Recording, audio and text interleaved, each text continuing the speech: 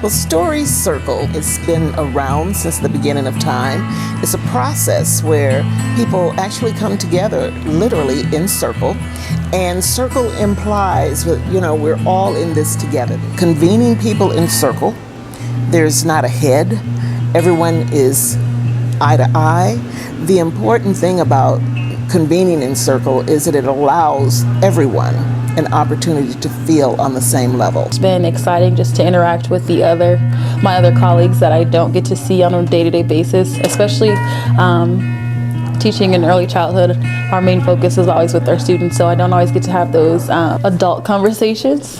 When educators are first able to come together and share their own stories and get to know each other, and when they get an understanding of themselves, usually they're going to be anxious to now go back and try this process with their students.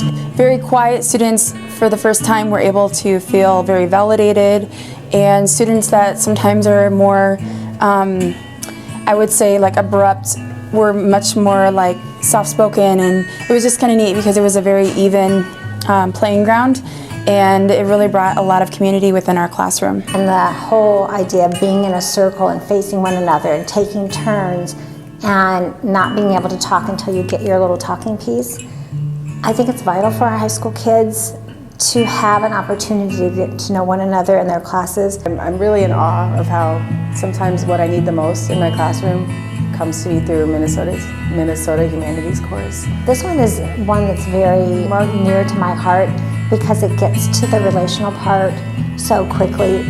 Working with refugees and migrant students, it's super important for students to be able to feel safe before they can really even be able to learn. When people are really being genuine, you will see that come across, and that happens a lot with story circles.